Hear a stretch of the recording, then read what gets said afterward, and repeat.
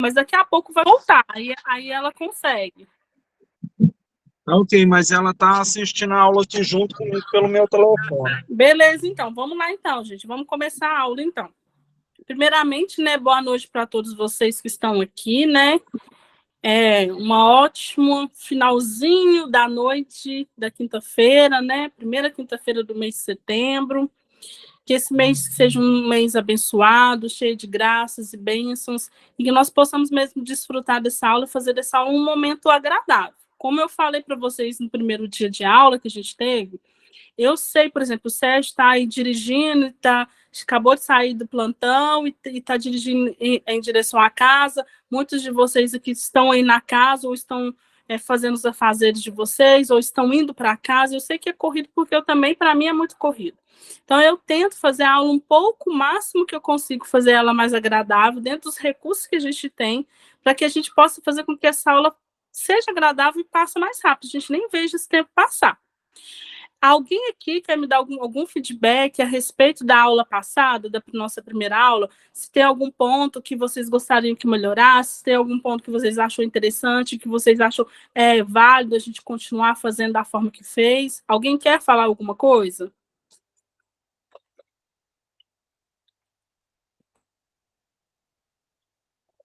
Ninguém? Tá bom. Então, vamos lá. Vocês estão lembrados que na aula passada a gente falou sobre liderança, falou sobre a diferença de chefe, de líder, a gente falou sobre os 3 tipos de liderança, a gente falou sobre a teoria de Marshall. Vocês lembram de tudo isso que a gente falou na aula passada? Eu lembro. Aproveitando essa brecha aí, Oi, eu estava olhando, assim, nas minhas 2 questões pessoais, que era uma sobre liderança e uma outra parecida. Eu vi a minha nora também, que deram como se fossem respostas erradas. Não sei se tem mais gente que também recebeu. Eu queria entender, assim, a forma que seria, então, uma resposta positiva, já que porque lá eu coloquei que eu era ativa, que eu tinha uma boa comunicação, era aberta para mudanças, né? E mesmo assim colocou como se estivesse errado. Tá. Aí eu não entendi o do porquê. Ana, faz assim. Eu vou anotar aqui, porque essas questões, eu elaboro as questões, eu que elaborei essas questões, mas quem faz a correção não sou eu, são os tutores. O que eu vou fazer? Eu vou anotar aqui. Alguém mais tem esse questionamento que eu vou anotar e vou procurar amanhã saber. Pode ser? Professora, um minuto. A Ana Luísa respondeu sobre isso ontem na sala de aula. Questão que pergunta aberta. Por escrever, o programa em si, ele não corrige ela. Então fica como está errado. Mas na nota não põe como errado, viu? Tá. Então já tirou essa dúvida. Então tá. O Luiz já olhou isso ontem. É porque eu não fui na aula ontem. Tá. Eu estou operada, então eu não estou indo na aula. Então, não, mas eu entendo, mas o que você fez está certo, Ana Paula. Você levantou esse seu questionamento, deu para entender a resposta que o Sérgio trouxe? Não, agora sim. Não, mas eu entendo que você não estava. Ok, alguém mais quer falar alguma outra coisa, fazer algum questionamento? Tá certinho, Ana Paula? Pode falar e tem que falar mesmo, tá? Então, vamos lá. Gente, eu vou compartilhar a tela aqui minha, só que eu quero deixar claro para vocês. Eu estou compartilhando, não é a aula de hoje, eu estou compartilhando a tela da aula passada, porque eu vou dar uma recapitulada muito breve, vai ser coisa rapidona mesmo, não vou aprofundar como eu aprofundei, é coisa bem ligeira, só para a gente dar uma recapitulada e aí a gente já dá entrada na aula de hoje, ok? Ok, gente?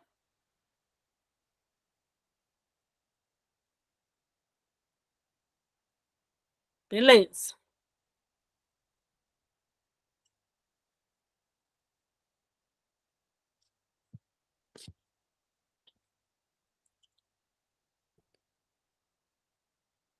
Vamos lá. Na aula que a gente teve, que foi a nossa primeira aula, a gente falou sobre liderança, né? E aí eu trouxe lá um conceito do Chiavenato, que eu deixei claro para vocês aí, que é um autor Para a administração, ele é considerado o pai da administração, que é o Xavenato. E eu também gosto muito dele, muito mesmo. Existem outros teóricos, como eu falei para vocês, existem. Porém, ele é considerado o pai da administração. E ele também é o mesmo autor, o qual a escola utiliza a apostila aí para disponibilizar para vocês, ok? Eu não vou entrar em profundidade sobre isso, vai ser uma recapitulada bem breve, porque na aula passada a gente já teve essa aula. Então, aqui eu trouxe uma menção, né, do que ele fala, o significado de liderança para Xavenato. E para vocês, na aula passada, eu expliquei sobre o que é liderança. Por quê? Porque de nada adianta. Roberta, boa noite, tudo bem? Boa noite, Júlia.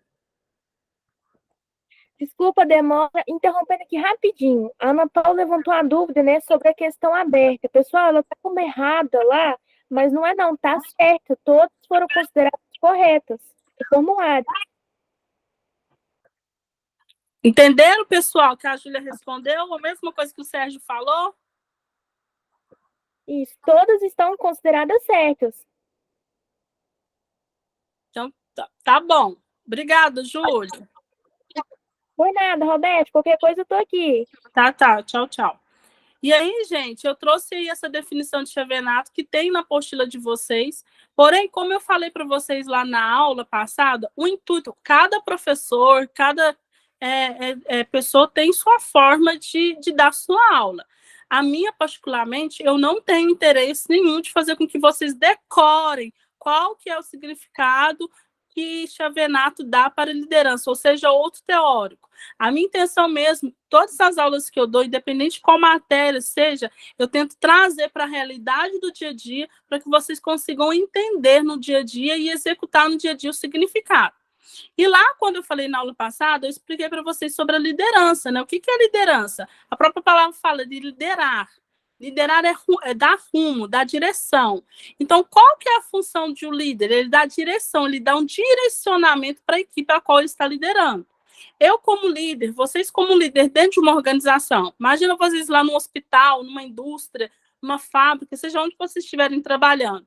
Vocês como líder, com o papel de líder, qual que é a função de vocês? Vocês vão dar direcionamento, vocês vão dar segmento, vocês vão dar um norte para que a equipe de vocês possam conseguir executar a tarefa que você pretende que elas executem, executar o serviço que pretende que elas executem, de forma eficiente e eficaz. Para quê? O que é eficiente e eficaz? Nada mais é que trazer o resultado que você espera, além. Eficácia é trazer o resultado, eficiente é além do que você espera.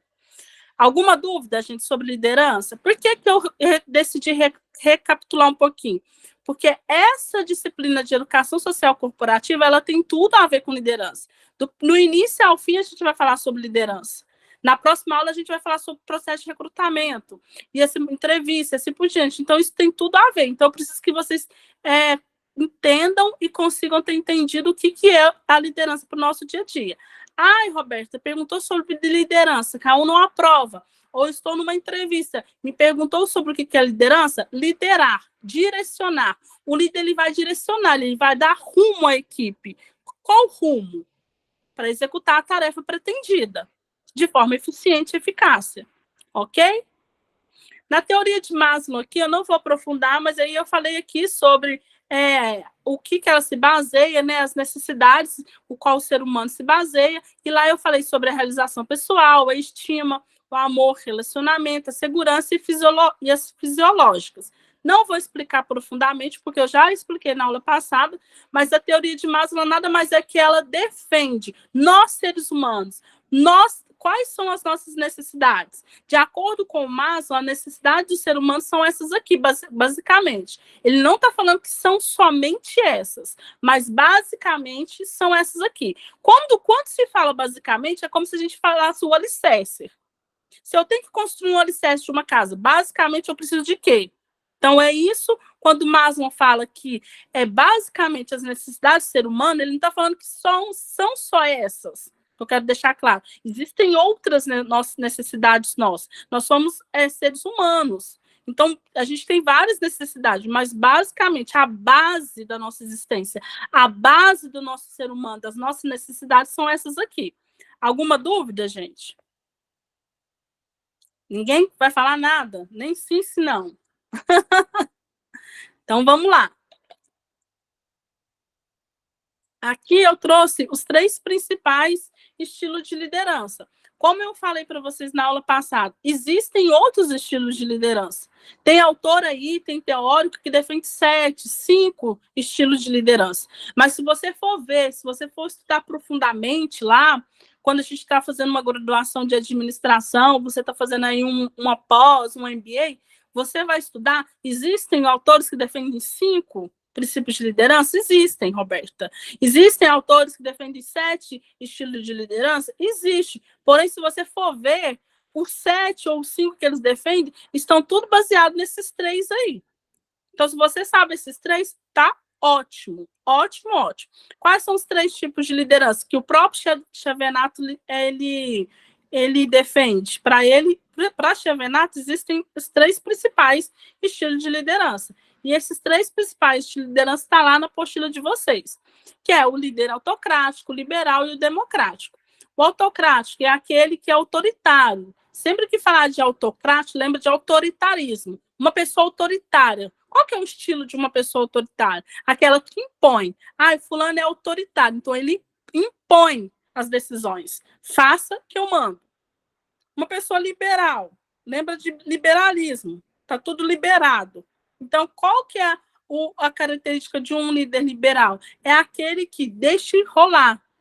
Eu quero esse produto, eu quero que execute esse trabalho, mas cada um faça do seu jeito. Deixa rolar. Deixa a vida levar. Mais ou menos isso. O líder democrático. A gente fala aí, sempre que falar de líder democrático, lembra de democracia. Então, qual que é a função de uma democracia? É o que todos possam ser ouvidos.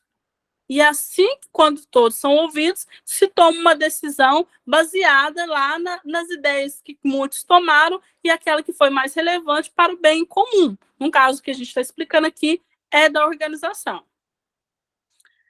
Alguém quer falar alguma coisa? Estou falando rapidinho porque hoje é só para recapitular. Chefe e líder. Aqui eu trouxe aí um esquema aí para vocês de chefe e líder. Qual que é a diferença de uma pessoa que é chefe e de uma pessoa que é líder? O chefe, ele manda, ele ameaça, ele diz vai lá e faz, ele é autoritário, ele diz eu, ele atrapalha muitas das vezes, ele aponta sempre um culpado, ele faz mistérios, ele fiscaliza, ele desmoraliza as pessoas, ele promete, não cumpre, e assim por diante. O que o líder faz? Ele orienta. Lembra quando eu falei lá do significado de liderança? Orientar. Orienta para um destino. Nós, pais, quem é pais aqui? Qual que é a função do pai? Orientar o filho. Nós somos líderes do nosso filho. Nós estamos orientando eles para um destino.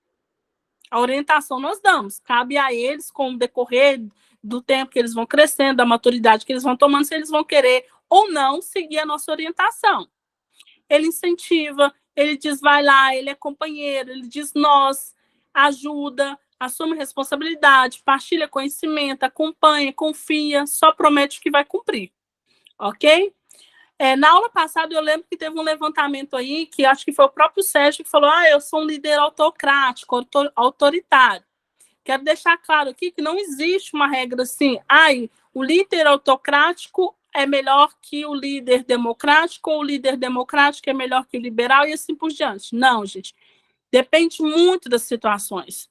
Ora, você pode ser um líder, tem que ser um líder autocrático ou autoritário, ora, você pode ser um líder liberal, e ora, você pode ser um líder democrático. Depende muito da situação, ok? Até na aula passada eu citei exemplos de filhos e tudo mais. Aqui eu falei sobre a evolução da liderança, né? Tanto que depois da Revolução Industrial, o quanto que a liderança ela vem se evoluindo, né? Porque antes da Revolução Industrial não existia liderança, existia chefia, faz o que eu mando. Por isso que existia muito acidente de trabalho, existia muita doença, pessoas que eram descartadas no local de trabalho. Então, era um trabalho escravo, para falar a verdade. E depois da Revolução Industrial, veio aí como que eu posso falar? O trabalhador, a indústria, não só o trabalhador, a indústria, o mundo em geral ele ganhou muito, né? Porque foi se evoluindo de acordo com as exigências. E eu vou explicar na aula quando a gente começar aqui a aula de hoje. E aí eu coloquei algumas características, né? Que eu não vou falar sobre elas, mas está tudo aqui para vocês. Os 7 maiores desafios da gestão de pessoas, né? E eu trouxe esse desafio, que é o planejamento estratégico, engajamento, comunicação, desenvolvimento de talentos, aquisição e retenção de talentos, avaliação de desempenho, recompensa e reconhecimento e liderança. Gente, eu citei e eu foquei muito na aula passada que eu lembro sobre esses desafios da gestão de pessoas. O quanto que é desafiador hoje no mundo, né, corporativo, você gerenciar pessoas. Por que é desafiante gerenciar pessoas? Eu lembro que eu falei na aula passada. Por quê? Porque se eu sou líder de 5 pessoas, ou eu sou líder de 2 pessoas, eu tenho 2 filhos, o Lucas e o João, então eu lidero 2 pessoas. Se eu sou líder de 10 pessoas dentro da organização, se eu sou líder de 30, de 100 pessoas, é desafiante. De 2 pessoas já é desafiante, imagina de 100. Por quê? Nós estamos falando de pessoas com características diferentes, com personalidades diferentes, com crenças diferentes e assim por diante, com traumas, com cultura. Então, quando você lidera a pessoa, é muito desafiante, porque você não está liderando uma máquina que você programa lá, eu quero fazer... imagina essas indústrias de bisnaguinha, pão, bisnaga.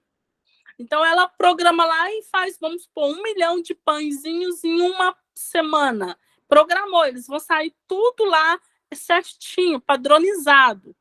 Na gestão de pessoas, não existe isso, não tem como. Por mais que a gente segue uma métrica, por mais que a gente segue um padrão, por mais que a gente segue vários fatores estratégicos da gestão de pessoas que precisam ser seguidos, a gente está lidando com o quê? Seres humanos. E o que nós, seres humanos, somos? Pessoas em evolução. Se nós somos pessoas em evolução, então nós somos o quê? Inconstantes. A Roberta de ontem já não é mais a Roberta de hoje.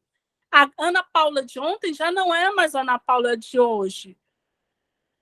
Por quê? Porque nós, cada dia que passa, somos agregados a algo em nós. E aí a gente vai mudando a nossa evolução. Por isso que é muito desafiante. O mundo hoje, por que grandes líderes, eu ressaltei muito na aula passada, e eu vou perder um tempinho a mais, gastar um tempinho a mais para bater nessa tecla que eu gosto muito de bater. Os líderes hoje, as empresas hoje estão perdendo muitas pessoas boas. Muitas pessoas boas. E às vezes você vê um funcionário que não é bom dentro eu estou falando não é bom dentro daquilo que o líder está falando. E aí ele muda de empresa, o cara vira fera. Ele é sensacional. Por quê? Porque o líder ele não conseguiu captar a essência dele. E quando a gente fala de gestão de pessoas, você tem que tentar captar a essência do outro. Às vezes você está lá dentro da sua organização, gerenciando o outro. Ou você lá dentro da sua casa, com seus filhos. Vamos supor, um é colérico, o outro é sanguíneo, ou o outro é melancólico. A forma que você trata o melancólico não pode ser a mesma forma que você trata um colérico. Porque o colérico ele não leva desaforo para casa. Eu tenho um colérico em casa. Ele não leva desaforo. É isso? Tá, pum. É mais ou menos isso. Ele tem a resposta na lata. Ele não leva desaforo. O melancólico, por exemplo, ele já, qualquer coisinha, ele não gosta de mim, alguma coisinha assim. Então, o que acontece? Quando você está gerenciando pessoas, a gente encontra esses desafios muito conflitantes. Porque, às vezes, o seu líder, ou você como líder, você está querendo que... vou falar dos filhos, gente, porque eu acho que quando você fala da nossa realidade, fica mais fácil. Se você tem seus filhos aí você fala assim, mas fulano de tal faz isso tão bem. E o outro não sabe fazer. Mais ou menos isso. Mas o fulano de tal organiza tão bem, o outro não sabe organizar. Eu não estou falando que não é para você orientar seu filho e fazer com que ele tenha compromisso de organizar as coisas. Isso aí todos nós temos que ter. Mas, às vezes, o fulano de tal, ele, pelo temperamento dele, pela personalidade dele, ele é muito bom em coisas metódicas. O que é metódica? Aquelas coisas que arruma direitinho, faz direitinho, analisa direitinho. Agora, o outro talvez não é tão bom em coisa metódica. Geralmente, o melancólico ele é muito bom em coisa metódica, o fleumático é muito bom em coisa metódica. Enquanto que o sanguíneo, por exemplo, não é tão bom em coisa metódica. O colérico pode não ser tão bom. Ai, Roberto, você está falando então que o sanguíneo e o colérico não conseguem fazer coisa metódica? É lógico que consegue, porque nós somos seres humanos desafiantes e a gente precisa se desafiar a todo momento. Conseguir, a gente consegue, mas o esforço que a gente vai ter que fazer é muito maior. Por quê? Porque o sanguíneo, geralmente, ele fala muito. Então, às vezes, você está batendo na tecla para o seu filho ser igual ao outro, mas a característica dele é outra. E por que você não pode potencializar essa característica dele, que é diferente do outro? E assim é dentro da organização. Às vezes, o fulano que não era tão bom dentro de uma organização mudou de emprego e aí o líder dele lá na outra empresa conseguiu captar a essência dele e colocou essa essência dele em transformação, evoluiu, o cara virou o fera dentro da organização. Aqui, gente, na aula passada, eu deixei aqui para vocês alguma indicação, né, do curso aqui do Sebrae, né? Não sei se vocês tiveram a curiosidade, o interesse de fazer. Quem não fez ou quem fez, parabéns. Quem não fez, vale muito a pena, tá bom?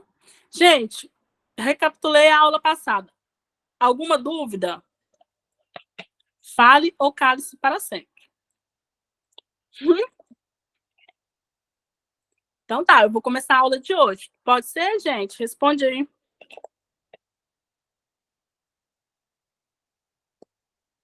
Gente, tá ouvindo? Ninguém?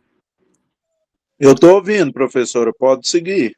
Então tá bom. Vou agora eu vou compartilhar o slide da aula de hoje, ok? Essa aula de hoje aqui, gente, está falando aqui, né, que hoje a gente vai falar sobre as leis trabalhistas. Por quê a gente vai falar sobre as leis trabalhistas? Na próxima aula, a gente vai falar sobre recrutamento e seleção, entrevista, postura e assim por diante, dinâmicas. Se vier gente na sala de aula, se vocês não me deixarem sozinho, eu posso trazer uma dinâmica e a gente pode fazer essa dinâmica. Então, eu decidi a gente começar a falar sobre as leis trabalhistas para que quando a gente começar a falar sobre o recrutamento e seleção, a gente tenha uma base aí, tá bom? Gente, então vamos lá. Consolidação das leis trabalhistas é a famosa CLT, né? Foi um dos maiores instrumentos de inclusão social do Brasil. Por essa razão, costuma ser qualificada como patrimônio do trabalhador e passaporte da cidadania. A norma foi assinada por Getúlio Vargas em 1º de maio de 1943. Vocês entendem aí por que dia 1º de maio é o dia de trabalho? Vocês sabiam que era por causa disso aí, gente? Então, vamos lá. Isso aí, gente, foi um ganho muito grande para os trabalhadores, para quem trabalha de CLT. Por quê? Porque Getúlio Vargas nada mais é que ele veio colocar normas para que nós, trabalhadores, quem trabalha com CLT, pudessem ficar resguardados. Porque antigamente não tinha isso, não tinha uma norma. Então, se não tinha norma, nós não tínhamos direito. Então, com a consolidação das leis trabalhistas, que é a famosa CLT, que foi aí criado e assinado por Getúlio Vargas em 1º de maio de 1943, os trabalhadores, eles conseguiram um grande ganho. Porque eles conseguiram se resguardar, eles conseguiram os direitos deles como trabalhador. Porque antigamente eles eram vistos como trabalho escravo, não tinha direito a nada. Perdeu um dedo, amputou uma perna, teve um acidente de trabalho, tchau e benção. Então não precisa vir amanhã, era isso. Adoeceu, tá, coloquei outro no seu lugar. Engravidou, coloquei outro no seu lugar. Saiu do serviço, te demiti, pronto, procure outro. Então, vendo tudo isso, o quanto que os trabalhadores estavam sofrendo, porque sem direito algum, sem nada para resguardar, o que Getúlio Vargas fez? Ele cria e assina em 1º de maio essas leis, que é a CLT, que vai nos defender. E aqui hoje a gente vai falar sobre os direitos, né, da CLT. Lembrando aqui, gente, o que acontece? Essa aula aqui não é uma aula de direito trabalhista, ok? O intuito aqui nós não é formar nenhum advogado ou uma pós na área de direito trabalhista. Nós vamos aqui falar para vocês a base da CLT. Por quê? Porque se a gente está falando de educação social e corporativa, e na próxima aula a gente vai dar início, vai começar a falar sobre recrutamento, seleção e assim por diante, vocês precisam saber a base. Óbvio que dependendo do caso, do que vier a acontecer na vida de vocês, dentro da organização, por isso que existem advogados trabalhistas, por isso que existem o departamento de recursos humanos, que tem lá o especialista, o advogado para orientar, ok? Aqui nos direitos da CLT, o primeiro aqui são categorias especiais de trabalhadores. O que são essas categorias especiais de trabalhadores? Eu vou ler e depois a gente explica. Debate. Como exemplos de categoria profissional diferenciada, podem ser citadas as seguintes: aeroviários, aeronautas, atores, teatrais, entre outros. Então, o que é essas categorias especiais de trabalhadores? Nada mais é que nós, dentro da nossa categoria de formação, por exemplo, vocês aí como futuros técnicos de enfermagem, vocês têm o Corém. Então, assim, eu, por exemplo, na área da administração, ou seja, na área da terapia, o médico, cada categoria, o professor, cada categoria, ela tem lá o seu sindicato. As categorias, resumidamente, nada mais são que os sindicatos. E o que é a função desses sindicatos? O que é a função dessas categorias dentro da CLT? Ela vai regulamentar normas para cada uma das categorias. Por exemplo, os professores, quais são as normas? Quais são os direitos e deveres dos professores? Está lá na categorias, que é o direito da CLT.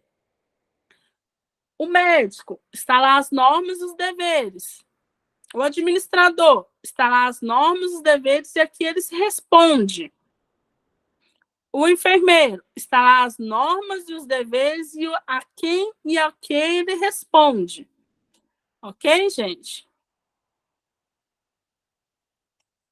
O segundo, contratos individuais de trabalho.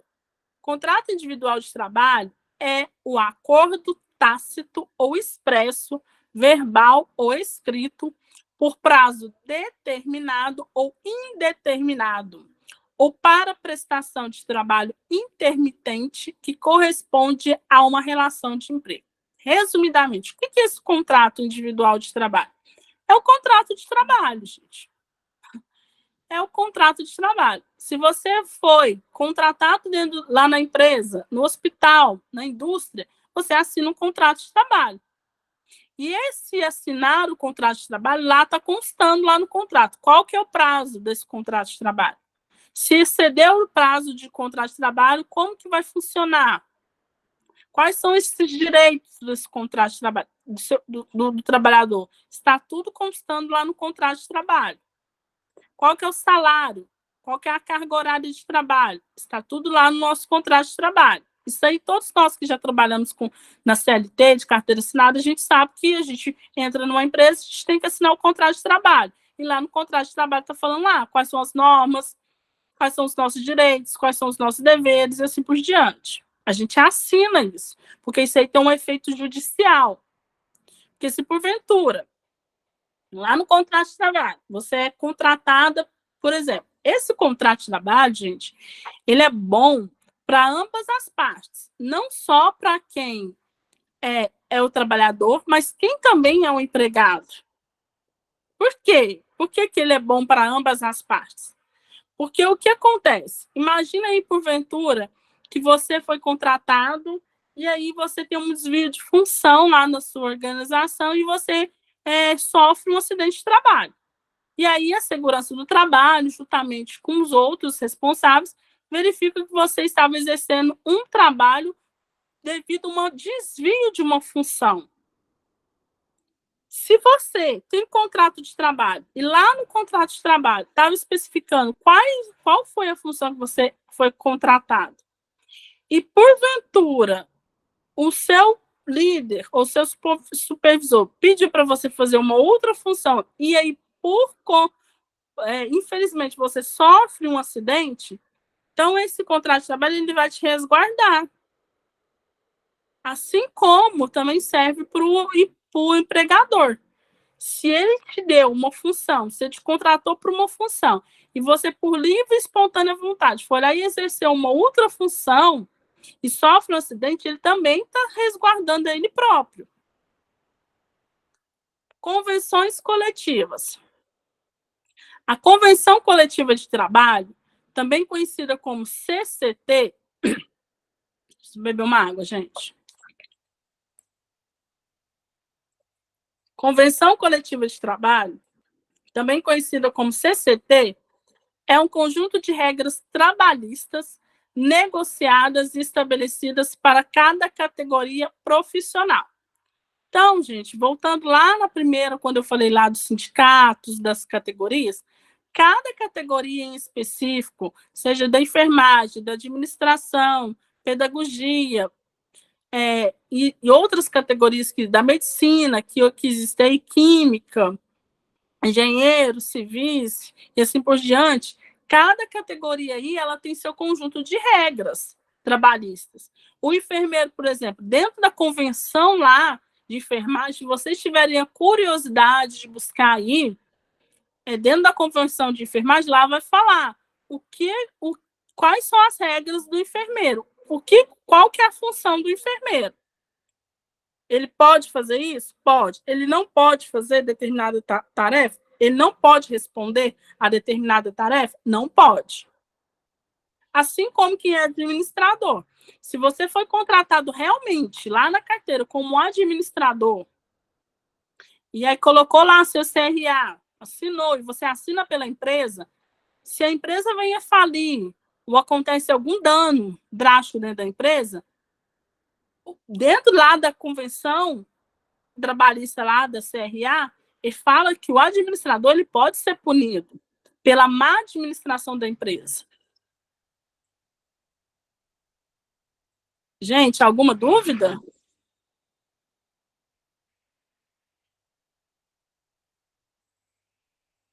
Tá bom.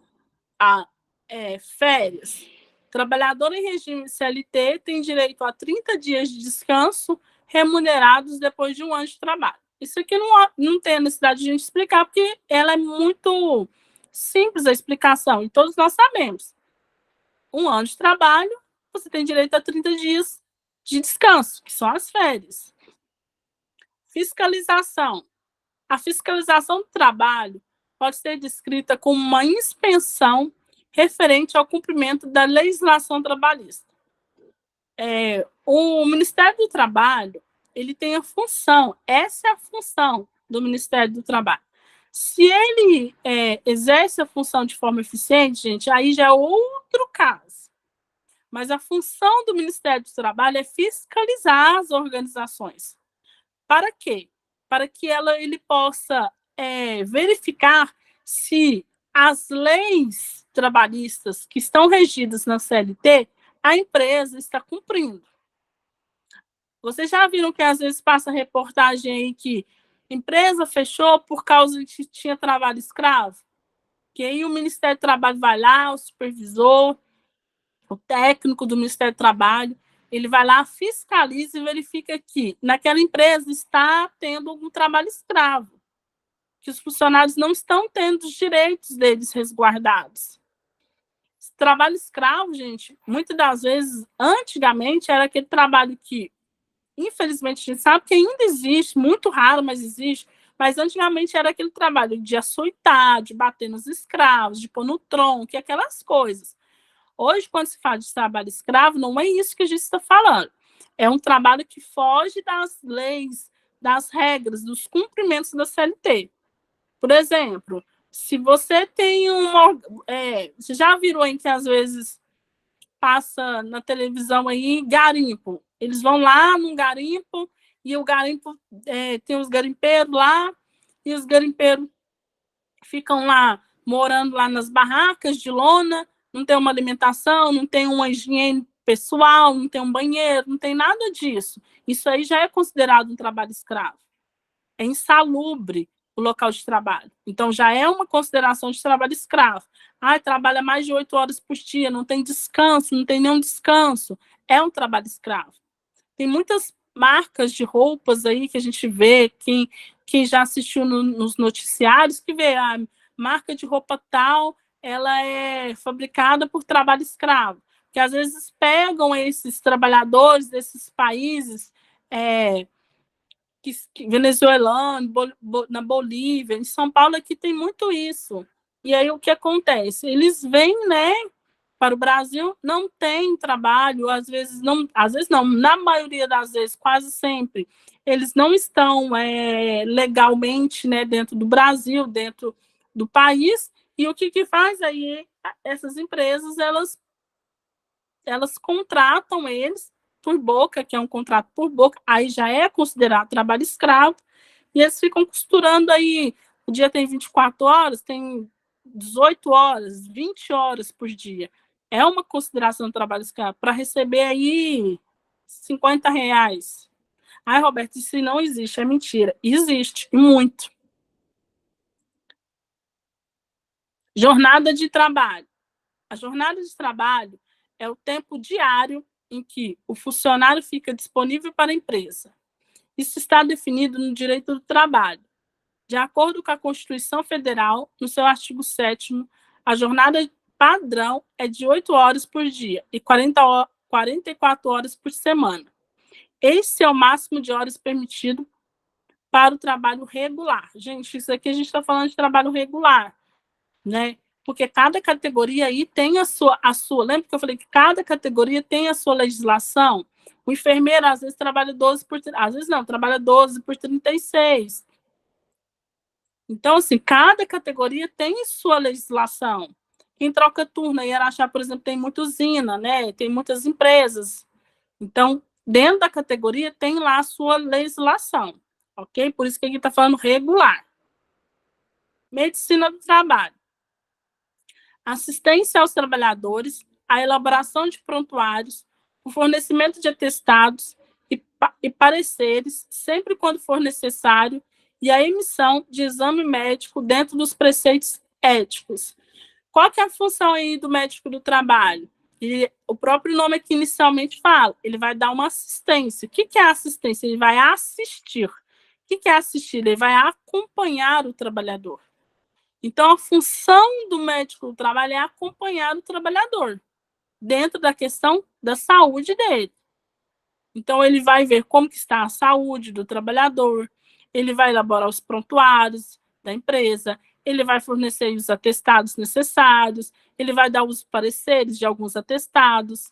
Por exemplo, se você está lá numa organização e aí você fez uma cirurgia, aí o seu médico te deu um atestado de 20 dias. Ok. Aí, quando o seu médico deu um atestado de 20 dias, por mais que o seu médico deu um atestado de 20 dias, você tem que ir lá no médico do seu trabalho.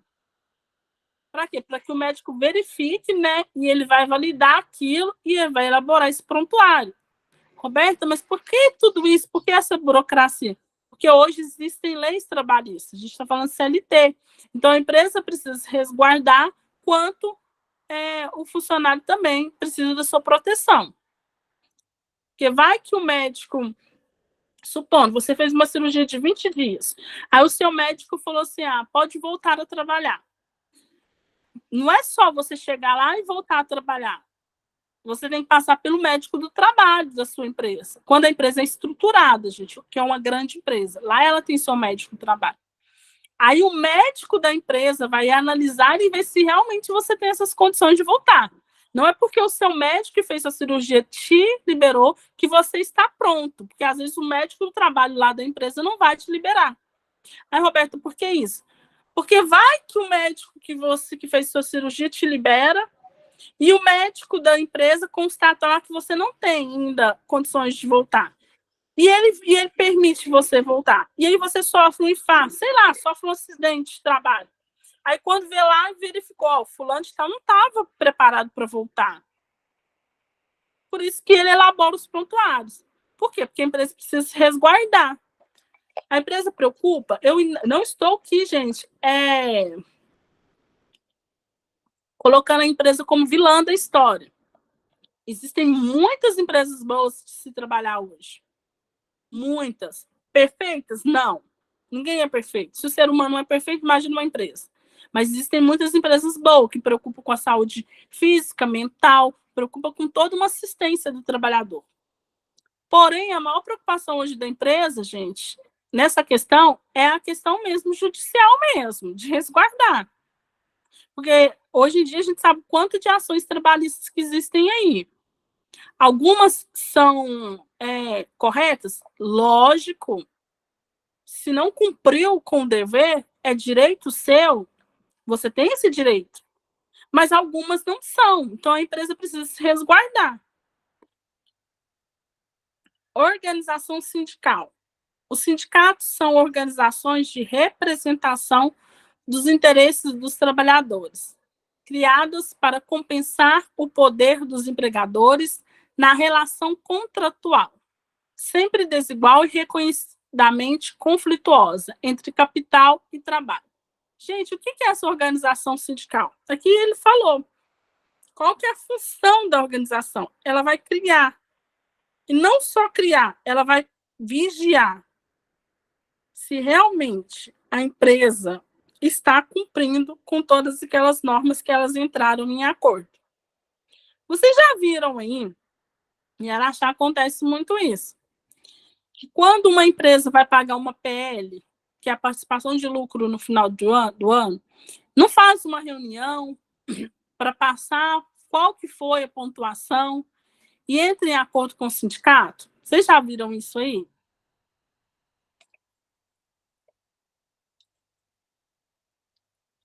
Por que se faz isso? Porque quando entra em comunicação, em conversa, em diálogo com o sindicato precisa validar, porque ele representa, o sindicato é uma representação do trabalhador. Ele representa, supondo aí o Sindicato dos Metalúrgicos de Araxá, ele representa todos os metalúrgicos da cidade. Ele, pelo menos essa é a função. Gente, eu estou falando a questão, o que seria certo, tá? Ele representa todos os metalúrgicos. Então, nessa representação dos metalúrgicos, ele vai conversar com a empresa e eles vão entrar num acordo sobre os direitos, os deveres, sobre uma participação de lucro. E aí o sindicato faz uma reunião com os trabalhadores, eles fazem lá os seus votos, vota lá e vê quantos ganhou, quantos que, vamos supor, 100 votos, 1.000 votos, teve 90 contra e 910 a favor. Então, 910 a favor ganhou, então o sindicato vai lutar por esses 910 que prevaleceu a votação. Por isso que a gente vê aí muito assim, empresas que param. Principalmente que a gente vê muito aqui no estado, empresas de automobilística, que para, Fiat, Chevrolet, vocês já viram aí, que para. Por quê? Porque o sindicato não conseguiu entrar num acordo com a empresa. E não conseguindo entrar num acordo com a empresa, já que a função do sindicato, o que ele é? Ele é um representante dos trabalhadores. O que eles entram em comum acordo? Então, vamos parar a empresa, até que ela ceda. Por exemplo, aqui acontece greve dos motoristas. Aí para. Greve nos metrôs. Para. Por quê? Porque eles querem, às vezes, um aumento de salário, ou um aumento de vale alimentação, ou uma hora de descanso. Eles querem algum direito. E aí, em comunhão com o sindicato tentou por várias vezes conversar lá e eles não quiseram um acordo nenhum. Então, eles param, dá um pane na cidade. É uma forma de pressionar. Eu não estou defendendo, gente, eu tenho que explicar. É uma forma de pressionar o que é a organização a ceder aquilo que eles estão reivindicando. Período de descanso. em qualquer trabalho contínuo, cuja duração exceda de 6 horas, é obrigatório a concessão de um intervalo para repouso ou alimentação, intervalo intrajornada, o qual será no mínimo de 1 hora e, salvo acordo escrito ou convenção coletiva, em contrário, não poderá exceder de 2 horas. Esse período de descanso aqui, gente, lembra lá que eu falei sobre cada categoria? Por isso que falou lá regular, aqui, ó. Deixa eu voltar aqui. Quando fala aqui, ó, esse é o máximo de horas permitida para o trabalho regular. Então, cada categoria ela tem lá a sua normalização, ok? Proteção do trabalho, mulher. A CLT proíbe ao empregador contratar a mulher para serviço que demande esforço muscular superior a 20 quilos no trabalho contínuo ou 25 quilos no trabalho ocasional.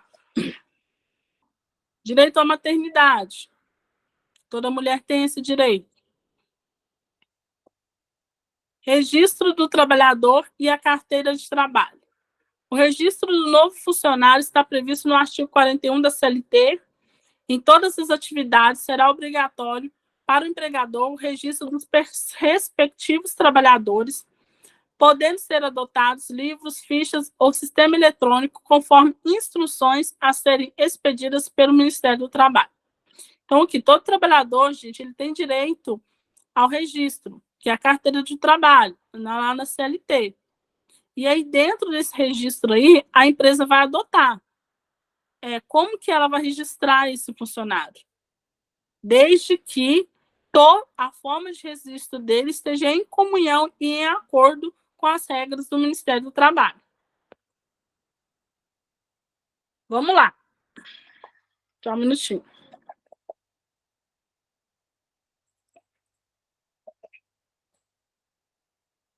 Agora a gente vai falar sobre recursos humanos. A gente vai entrar, né, começar a falar sobre recursos humanos. Antes da gente começar a falar sobre recursos humanos, alguém tem alguma dúvida sobre a CLT?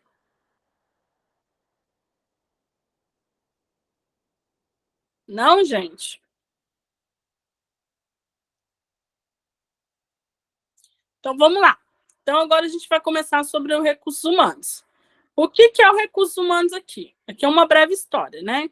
O Departamento de Recursos Humanos, com uma série de processos políticos e práticas, surgiu na década de 1920, nos Estados Unidos.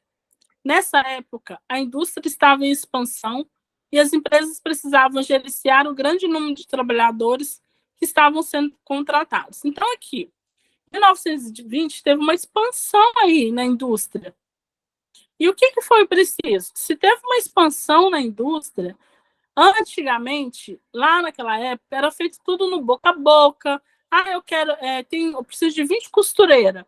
Então eu sei costurar, então vem. Eu preciso de 20 operadores de máquinas. Então eu tenho força, então vem. Era isso. Só que com a expansão industrial, com aquele boom da expansão industrial, da revolução, teve a necessidade de que, se cresce uma organização, então você precisa de formas de gerenciamento. Assim como cresceu a expansão industrial, precisou-se de formas estratégicas e corretas para que pudesse conduzir e gerenciar esses trabalhadores. E conduzir de todas as formas. Se falando da área de liderança, da área de gestão de pessoas, na área de recursos humanos e assim por diante. Então, o recursos humanos ele surgiu devido a essa demanda. Aqui eu trouxe, né, um significado aqui sobre o que é recursos humanos. A administração de recursos humanos é constituída de subsistemas independentes, que formam um processo através do qual os recursos humanos são adaptados, os recursos humanos são captados e atraídos, aplicados, mantidos, desenvolvidos e controlados pela organização. Então, o que é uma administração de recursos humanos? Aqui, a gente fala aqui, explica que ela é constituída de subsistemas. Imagina que que a administração de recursos humanos, o recursos humanos, ele está lá no topo. Tenta imaginar aí para vocês. Ele é um topo. Porém, como ele é constituído de subsistemas, imagina que tem várias ramificações saindo do recursos humanos. Tá dando para entender quando eu falo que ele está no topo e saem as ramificações? Então, se saem as ramificações, o recurso humano está lá no topo. Imagina aí, gente. Imagina que eu estou no quadro, imagina que vocês estão na sala de aula e estão me vendo lá no quadro. Vamos imaginar. A imaginação do ser humano é linda, então vamos lá usar ela. Aí imagina que eu coloquei lá no quadro uma bolinha, desenhei uma bolinha, uma bola grande, e escrevi lá, recursos humanos, dentro da bola. E aí agora eu vou colocar setinhas. Eu coloquei várias setinhas embaixo da bola. Essas setinhas são subsistemas. Aí, dentro do recursos humanos, lá tem vários subsistemas. Que a gente vai adentrar agora um pouquinho sobre eles. Chevenato aqui, ele fala sobre a provisão de recursos humanos. Pesquisa de mercado de RH, recrutamento, seleção e integração.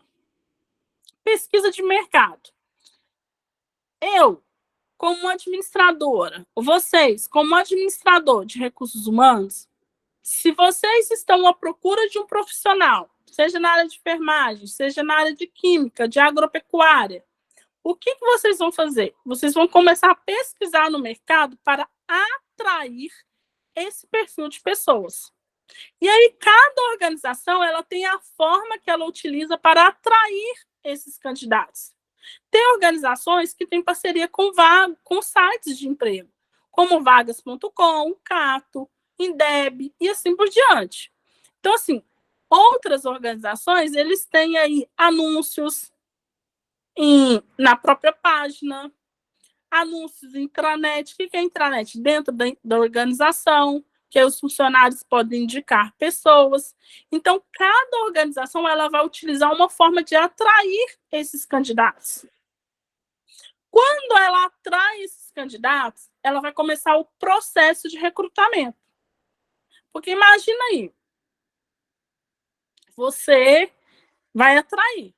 Então, quando você atrai pessoas de todos os tipos, com todas as características profissionais. Aqui eu estou falando de características profissionais, não é características físicas, não. Então, vai atrair pessoas de todas as características profissionais. Espera aí, PBA. Então, quando você atrai pessoas de todas as características profissionais, o que acontece? Agora você vai começar a recrutar essas pessoas.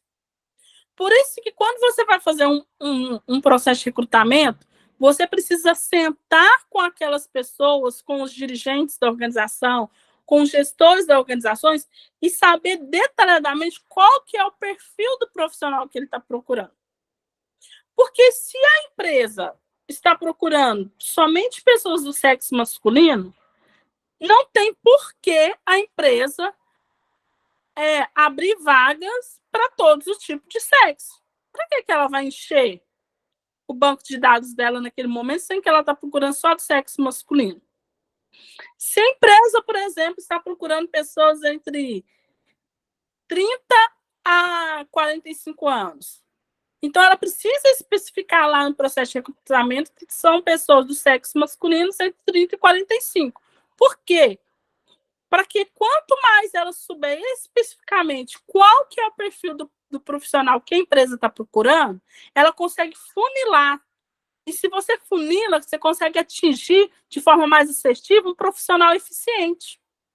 Porque se eu estou procurando profissional do sexo masculino de 30 a 45 anos, não tem a necessidade, então, de eu colocar que é para ambos os sexos. Para que eu vou atrair um monte de gente com um monte de idade? Então, eu já começo a funilar. Se eu coloco lá, por exemplo, que precisa de pessoas disponíveis para viagem, se realmente essa é uma exigência da empresa, então eu preciso colocar. Por quê? Porque eu já começo a funilar. Eu já não vou encontrar pessoas que não estejam disponíveis para viagem. Se eu começo a colocar lá, porventura, que tem que ter uma língua, inglês ou um espanhol intermediário, se realmente é uma exigência da empresa, eu já começo a funilar. Porque aí eu não atraio pessoas que talvez não saibam falar inglês. Porque a exigência da empresa é que saiba falar inglês de nível intermediário, então eu preciso colocar para funilar. Se a exigência da empresa é pessoas que têm uma pós-graduação, um MBA, por exemplo, então eu preciso colocar, porque eu começo a funilar. Eu não atraio pessoas que talvez tenham outros tipos como que é? De formação, ok? Então, essa é a importância da pesquisa de mercado. É muito sério, porque quando você consegue sentar com a gestão da equipe, da empresa, a liderança, e vocês conseguem ir lá conversar e colocar de forma clara qual é o profissional que você está procurando, você vai direto, consegue atingir de uma forma mais assertiva. E aí você começa a recrutar essas pessoas. Quando você recruta essas pessoas, aí você começa o quê? Eu recrutei. O que é o recrutar? O recrutar nada mais é que eu lancei essa vaga, seja através de um site parceiro ou de uma intranet, e agora essas pessoas começam a me enviar o currículo. Então, esse é o recrutar. Depois que elas enviam o meu currículo, aí é a tarefa do RH. Agora nós vamos sentar e analisar esses currículos e a gente vai descartar aqueles que não têm nada a ver para o momento, e aí já é o processo de seleção. E aí eu analiso esses currículos, vejo quais são aqueles que estão dentro do perfil qual a minha empresa está procurando, convoco eles para participar de um processo seletivo, dependendo do processo seletivo, tem dinâmica, porque aí vai funilando. Alguns processos começam com uma dinâmica, aí da dinâmica, vamos supor que chamou 10. Aí da dinâmica já funilou, cortou 5, ficou só 5. Aí tem uma entrevista com o supervisor da área, esses 5. Aí funilou 3. Aí desses 3 tem, vamos supor, um teste mesmo lá. Se é um soldador, coloca ele lá para fazer o teste de solda. Aí eu começo a funilar, até achar aquele mais assertivo. Aí contratei a pessoa. Aí vem o processo de integração. O que é integrar? Eu estou integrando essa pessoa para a minha organização. Então, eu estou trazendo ela para dentro da organização para que ela conheça quais são os valores da minha organização. Quais são as características da minha organização? Qual que é a missão, a visão da minha organização? Quais são os procedimentos que a minha organização adota? E assim por diante. Alguém quer falar alguma coisa?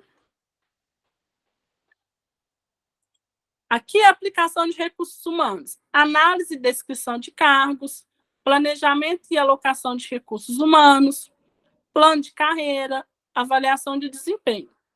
Gente, análise e descrição de cargos. O recursos humanos também é função dele analisar e descrever esses cargos. Por quê? Eu preciso analisar. Eu falei nesse slide de cima, mas eu vou repetir. Eu preciso descrever qual que é o cargo que eu estou à procura. Eu estou à procura de um soldador. Tem que ser só do sexo masculino ou pode ser do sexo feminino? Aí escolhe, ou é ambos os sexos. Qual que é a idade que eu estou procurando? Qual que é o perfil desse soldador? Qual que é a experiência? Tem que ter MIG, experiência com MIG, TIG e assim por diante. Por quê? Porque eu já começo a descrever esses cargos. Descrevendo esse cargo, eu começo a funilar e atingir trair qual que é o profissional que eu quero para mim. Planejamento e alocação de recursos humanos. É a função do recursos humanos planejar a alocação. O que é planejar a alocação? O recursos humanos ele vai gerenciar as pessoas dentro de uma organização. E quando ele gerencia, ele aloca. Como que é alocar? É colocar cada um dentro do seu lugar, basicamente. Se o fulano tem perfil para liderança, vamos extrair potencializar esse perfil de liderança. Essa é a função do recursos humanos.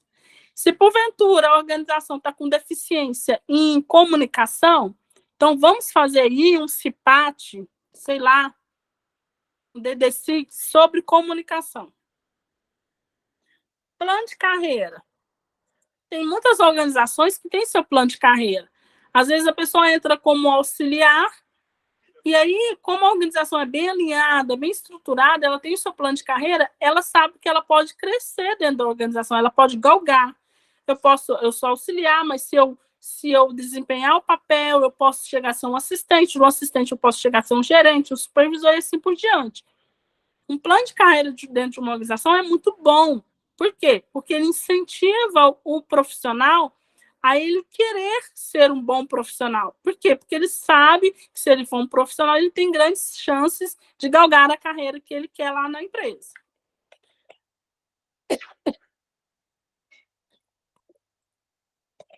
Avaliação de desempenho. A avaliação de desempenho, eu contratei. A gente foi lá dentro da organização, fez todo o processo de recrutamento e seleção, tudo mais, e a gente contratou esse profissional. Quando a gente contrata, não acabou ainda o papel dos recursos humanos. Por quê? Iniciou-se. Porque quando eu contrato, eu preciso agora avaliar. E juntamente com os supervisores, se realmente aquela pessoa que eu contratei, o profissional que eu contratei, ele está sendo um funcionário que está desempenhando o papel o qual a gente almejava que ele desempenhasse. Por quê?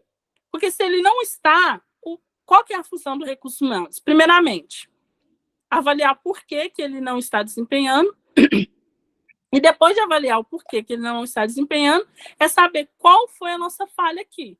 Em algum momento, o recursos humanos falhou que contratou alguém que não está conseguindo desempenhar o papel. Ou também temos casos que, às vezes, a pessoa está acometida por alguma doença, algum problema, e aí ela não está conseguindo desempenhar. Mas é papel do recursos humanos. Porque se, porventura, ela está com algum problema em casa, cometida com alguma doença, é papel do recursos humanos também. Por quê?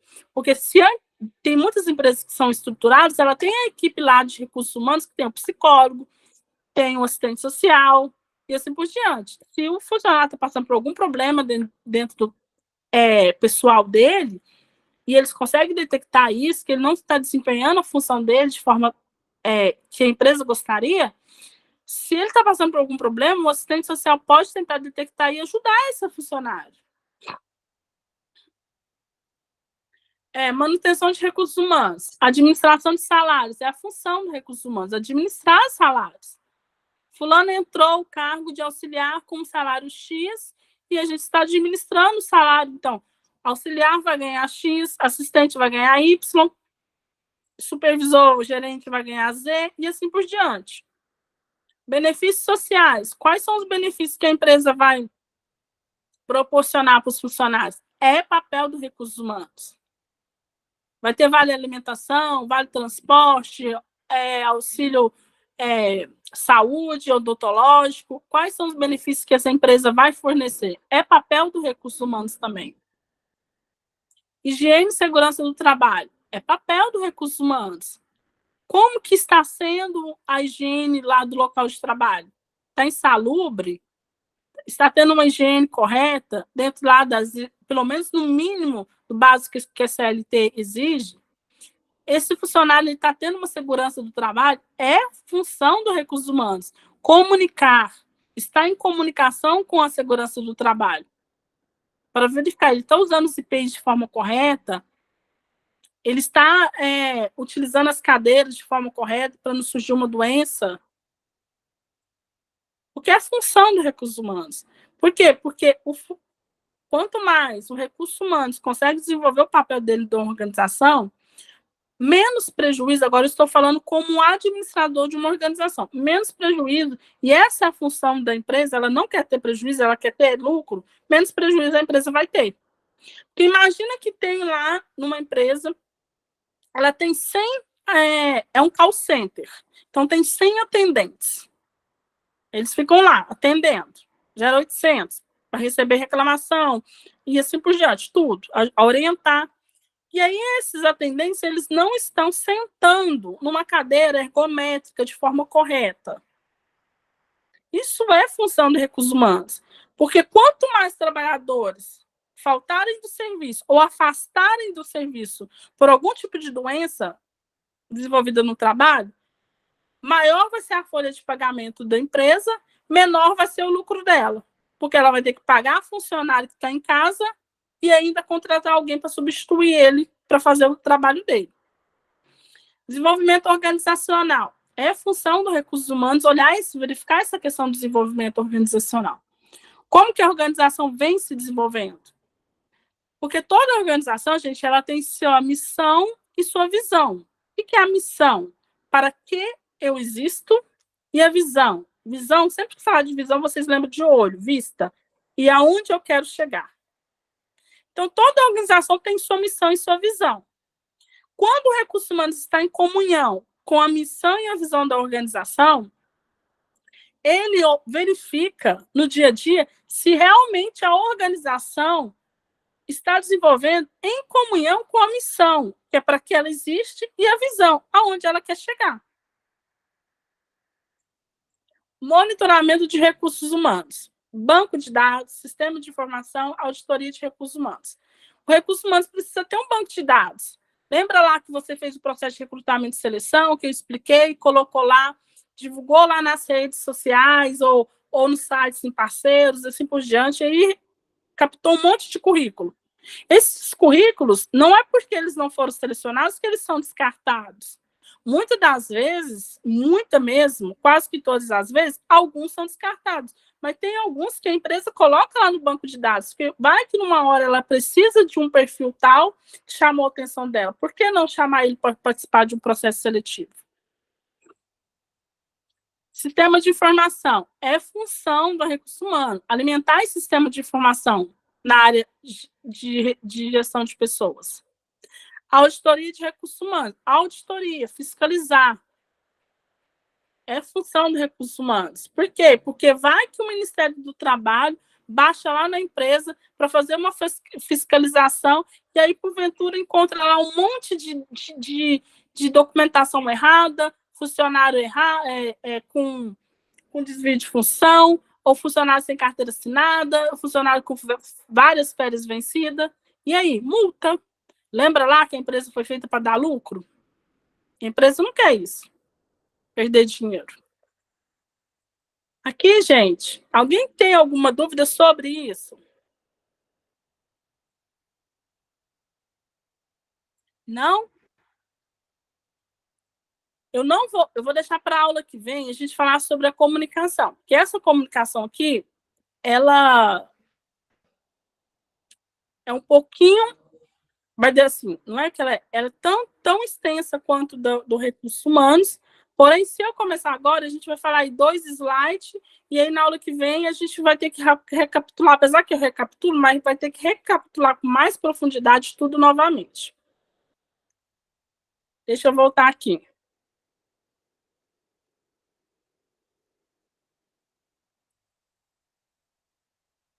Pessoal? Oi, pessoal? Oi. E aí, deu para entender sobre o conteúdo que eu trouxe hoje? Oi, professora, deu sim. Alguma dúvida? Da minha parte, não. Tá. A aula que vem, vocês não faltem que eu vou falar sobre comunicação. É uma área que eu amo, sou apaixonada. Falar sobre gestão de pessoas, que eu falei agora, mas a gente vai começar a falar sobre comunicação para falar sobre entrevista e tudo mais. Eu vou trazer uma dinâmica, vou tentar trazer uma dinâmica aqui, porque como é online, eu tenho que selecionar algumas dinâmicas que dá para a gente fazer. Mas vocês não faltem não para a gente estar falando, e vai ser uma aula bem gostosa. Essa aula da CLT é uma aula mais, como que eu posso falar? É um pouco não, é mais exigente, mais metódica. Então, assim, é só quem gosta mesmo de direito, da área de direito e tudo mais. Mas nas próximas aulas a gente vai ser uma aula mais gostosa, que a gente fala sobre comunicação, entrevista de emprego e assim por diante. Traz alguns estudos de caso, e aí vai ser uma aula mais gostosa de se fazer, ok? Ô, Roberto, tira uma dúvida para mim, por favor, a respeito das questões da sua prova de sexta-feira que vem. E você vai fazer uma revisão na próxima aula simplificada, uma revisão mais simplificada do conteúdo? Não, não vou fazer, não, a revisão, não. Eu dei uma pincelada, mas a prova está muito tranquila. Se vocês entenderam o que eu falei sobre liderança, gestão de pessoas, sobre os tipos de liderança, fechou, gente, está muito fácil. Não, sim, eu só perguntei Não, entendi. Só para saber se você iria revisar a matéria, entendeu? Não, eu entendi, Sérgio, e tem que perguntar mesmo. Como a Ana Paula aquela hora levantou a dúvida, e assim, tem que perguntar mesmo. Você falou agora, pode e deve. Porque quando pergunta, a aula fica participativa, não fica só eu falando, entendeu? Pode perguntar. Mas se vocês entenderam, como eu falei para vocês na aula passada e falei na aula de hoje, o meu intuito aqui jamais é fazer com que vocês decorem o que é liderança. Se vocês entenderam e colocar isso em prática e citar um exemplo dentro da casa de vocês ou no dia a dia, fechou, gente. Ok? Não, sem problema então, professora. Então tá bom, gente, vamos lá nos despedindo, né? Que Deus abençoe vocês aí, o final de semana, o resto de semana aí, que tá para terminar. Tudo de bom aí, sucesso na vida de vocês. E na próxima aula vem aí. Se vocês têm ou tiverem algum grupo entre vocês, coloque no grupo, pede para o pessoal vir na próxima aula, que eu vou trazer uma aula bem gostosa mesmo da gente fazer, tá bom? Tá bom, Tá tchau. bom, professora. Fique com Deus. Até Tchau, mais. com Deus também. Até mais, tchau, tchau.